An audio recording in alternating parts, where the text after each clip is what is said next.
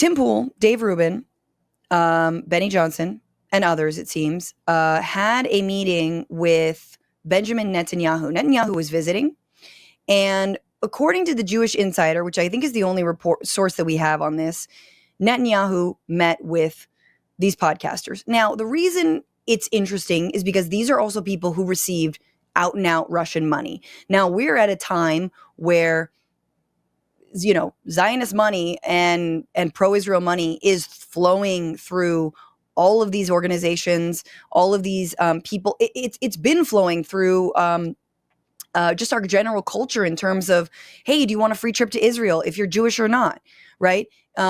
Someone I know years ago, I was like, oh, he was a DJ, and he was like, you want to go to Israel? And I'm like, oh, actually, I don't really want to go on a propaganda trip. Thank you, bye. But it's like, whoever you are, get a free trip, come through. The propaganda is on all levels that Israel has known for many years now, for decades now, that they need to do the job of making themselves look good. And so it is very sus that right-wingers and right-wing mouthpieces that received Russian money to basically peddle lies about Ukraine and cast doubt on the Russian instigated war with Ukraine are now meeting with Bibi Netanyahu because, you know, the wheels are coming off. The curtain has been lifted. Zionism is now a dirty word, even in just general apolitical people. People don't even really check in, have seen dead children on their feeds, are like, what is going on? Why are we supporting this? This seems bad. I didn't really have an opinion of Israel before, but it sure as shit is not good right now. And so this was the reporting. Netanyahu pushes back on anti-Israel trends in meeting with podcasters, which I think is very interesting because it means he was approached about these very things. Netanyahu tried to push back against anti-Israel trends in the right-wing media world by holding a briefing in the Blair House for podcasters and other media figures. Among those in attendance were Dave Rubin, Tim Pool, former White House Press Secretary Sean Spicer, random, but I guess he's got podcasts, writers Bethany Mandel, David J. Harris Jr., influencers Jessica Krause, commentary senior editor Seth Mandel, and Federalist editor-in-chief Molly Hemingway. Okay, so maybe not good old Betty Johnson.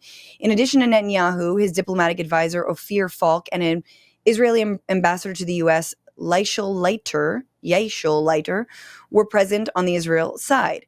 Poole expressed concerns about increased anti-Semitism and anti-Zionism in the pro-Trump podcasting space. You mean Candace Owens? Also anti-Semitism and anti-Zionism, not the same thing, according to sources in the room. Poole famously had Kanye West on his podcast, and the rapper walked out mid-interview after Poole pushed back on his anti-Semitic comments. Responding to Poole, Netanyahu said that is the reason he invited the group to meet with him.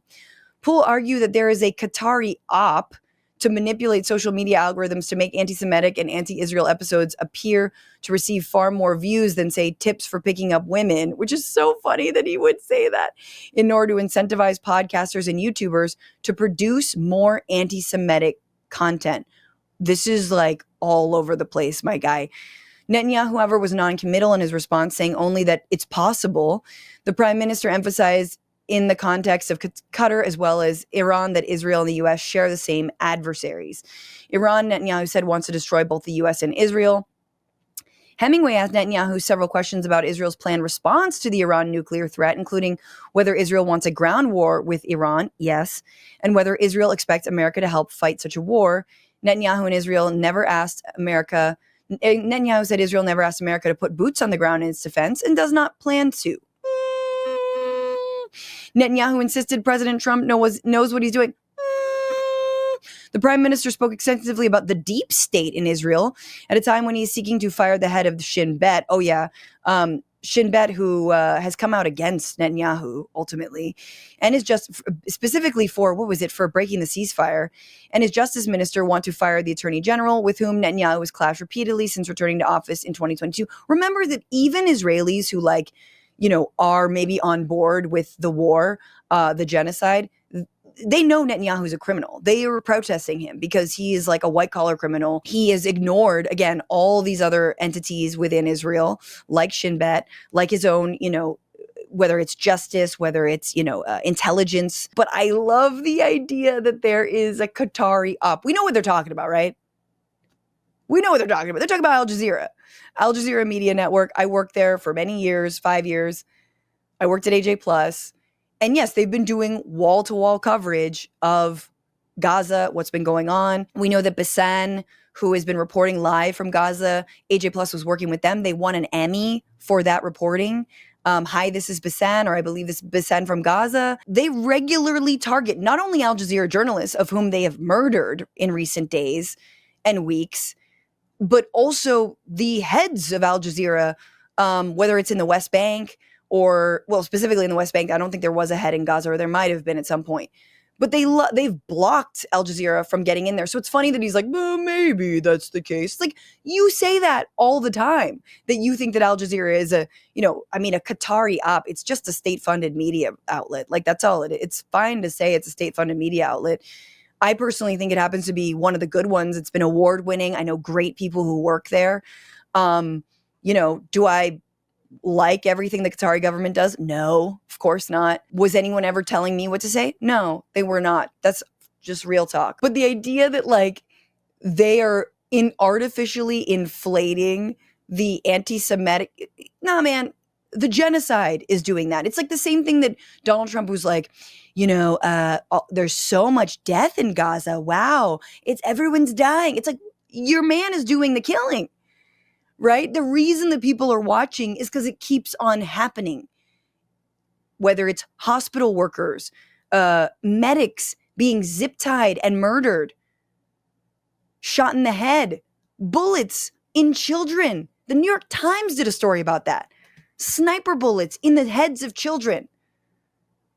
I mean, I don't understand how you can't watch that and not just like, I mean, hey, any soft Zios, any liberal Zionists still following me, still waiting for the apology. You just have to lead with an "I'm sorry." You can go from there. But anyway, that's Tim Pool. They're literally having this meeting. My question is, how much money did they then offer them? But Tim, he acknowledges that the meeting happened. He said, just left a meeting with Prime Minister Netanyahu in D.C. Interesting discussion. I will discuss more tomorrow night on Timcast IRL. I mean, I kind of feel like even though it was maybe a stupid thing to say, like at least Tim like asked a question instead of, it was like, hey, it's kind of getting hard to launder your bullshit.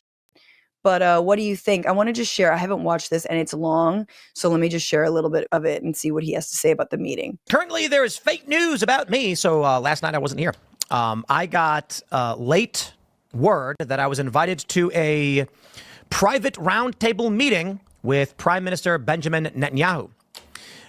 It was under what's called Chatham House rules. For those that are not familiar, this means that you cannot reveal anybody who attended, nor attribute anything to any one individual, as they can deny it, and they would. However, what I love about what the White House is currently doing, when you bring together a bunch of influencers and podcasters who don't know much about journalism culture, whatever you want to call it, not that we respect it tremendously, most people. Wait. I love that he just kind of dunked on himself. When you bring a bunch of people together, podcasters who don't really know about journalism, like, okay, thank you for admitting that. Didn't know what Chatham House meant. So with all due respect, it's funny because they bring us into the Blair House, which is where Netanyahu was staying. And immediately people are walking around with their cameras, their phones up. They actually took our phones from us. And I legit thought they would maintain Chatham House rules, meaning you can't quote the prime minister, you can't quote his officials and the other people who were there, but you can report what was said generally.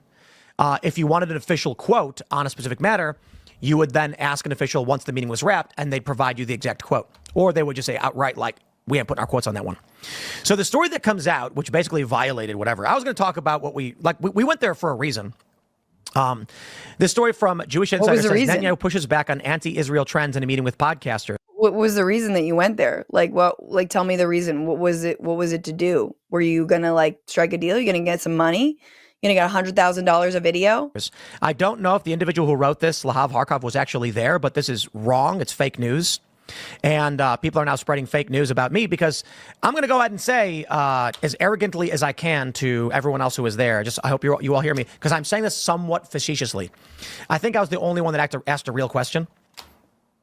Now that I've pissed off all the other journalists and individuals who were there, most people were asking what I would describe as I don't know. I felt like pretty obvious questions. Is there going to be a war with Iran? Do you think the nuclear talks are going to be good?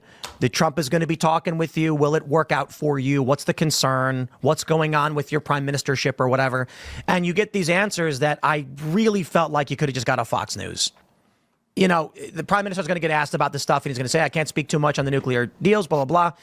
Considering this was what he is doing, though, but you have to understand, like, even the Iran stuff is incredibly relevant because if, as Ken Klippenstein has reported and others have reported, a bunch of B-52s are being mobilized in order to possibly strike Iran, and I said this on the damage report in my like predictions for 2025. I apologize, but I do think we will be bombing Iran openly. The United States will be attacking Iran within the year. That is my feeling. That is what I think is going to happen. Because Netanyahu wants this. Of course, he wants a hot war. So I think also a lot of this is interesting because it's like Netanyahu floating to the lackeys like, hey, you made Ukraine look like they were stuck up and, undeserving of support, or like they were the bad guys. So are you going to make sure that you're going to launder to your big audience us? And honestly, even if his question was ignorant and not correct, it was interesting if Tim Pool actually did ask about growing anti-Israel sentiment. Like that is just a legitimately interesting question, even if it's coming from someone who's super incurious about the world that he reports or discusses and is also, has platformed anti-Semites himself. It was Chatham House, and it was expected whatever he said was going to come out. I didn't see anything really substantive. However, in the story, they say, Poole expressed concerns about increased anti-Semitism and anti-Zionism in the pro-Trump podcasting space, according to sources in the room. So they weren't there. Poole famously had Kanye West on his podcast, and the rapper walked out mid-interview after Poole pushed back against anti-Semitic comments. Responding to Poole, Netanyahu said that the reason he invited the group is to meet with him. To me? Poole argued... Wait, is it B-250s, not B-52s? It's not like Rock Lobster? I thought they were just going to like... That's how you win a war, is that you just like play the B-52s endlessly until Iran relents. Because honestly, if I'm Iran, I'm like, that dude, I fucking hate Rock Lobster.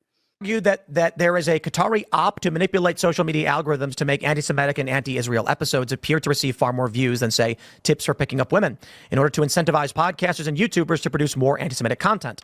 Netanyahu, however, was non-committal in his response, saying that's only possible. Fake news! How dare you, Tim? Absolute fake news. It's close to reality, but this is what they do, okay? First, the person who was there clearly... It's close to reality? Well, how? ...wasn't there to ask somebody who then conveyed incorrectly what I actually said. I said there has been a report released from pro-Israel sources alleging Qatar is funding bots and operations to promote anti-Israel content. Is there any evidence that's true? And he said, I don't know. It's possible. That's what happened. I did not say they actually were doing that because I don't know that they're actually doing it. However, I did, to a variety of people, express what I've expressed on this show, that there are clearly bots that are anti-Israel and anti-Semitic. That is not to say that people who are critical of Israel don't exist or that no one is critical of Israel. People certainly are. So my concern was, and I will say this too, speaking about the meeting, how they discussed Iran, the threat, and all of these things, I feel, based on that meeting, and I don't know if this was their intention or otherwise, that they are absolutely clueless as to what is going on in this country. They are too heavily focused on kinetic, on-the-ground Israel issues, which I can understand, I guess. Kinetic. And my attitude, and I'll tell you one thing I said to them, to these officials. In 10 years, your support will be your support from the U.S. will be evaporating, and in 20 years, did he say he said that? Hang on. Support from the U.S. These officials in 10 years issues, which I can understand, I guess. And my attitude, and I'll tell you one thing I said to them. I call bullshit on him saying this, but okay. These officials in 10 years, your support will be your support from the U.S. will be evaporating, and in 20 years, you will not have U.S. support. That's what I said. So, and I stand by that. I don't know, when it came to talks about Iran, certainly there was a deep concern, and the general conveyance from the Israelis was Iran says death to America. You are their principal target. They are upset that the U.S. is exerting power in the region, which they want to exert. So they're coming for you. Israel's an ally of the United States. Israel's an enemy of Iran. Iran wants to crush Israel, and they want to crush the United States. The sentiment being conveyed was whether the U.S. wants it or not, we will be in a war with Iran, whether we start it or they start it. I'm not. Ooh, that's exactly what they did. So this is, first of all, look, I think Tim is an idiot, and I would never. I've been very, very grateful to see people like Sam Cedar and Emma Vigeland just like hand him his ass, proving that he is not, again, incurious about the world.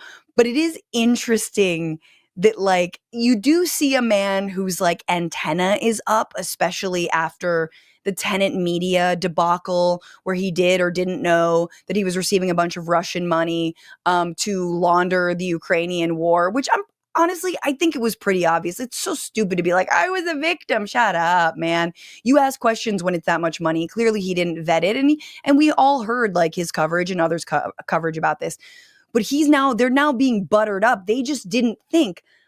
I don't know if the Jewish Insider article came out before or after him tweeting that, but I don't know if he would have openly discussed that a foreign ally wanted a meeting with him, right? Like that's not a good look necessarily if you're kind of a, low information MAGA chud who's like, generally isolationist and idiotic. Like that's not, you know what I mean? Like, oh, you're much more like America first, but like, I'm not going to say that, but like I platform Nazis, but I'm not one, like that's, so it's weird to reveal like, why were you in this meeting? What was there money? Was there a promise? But it sounds like it was a like, look, we're going to be in a war. He just said that. We're going to be in a war, whether we like it or not, whether the United States likes it or not. So can you help us launder this war for us? And there could be money in it for you, possibly.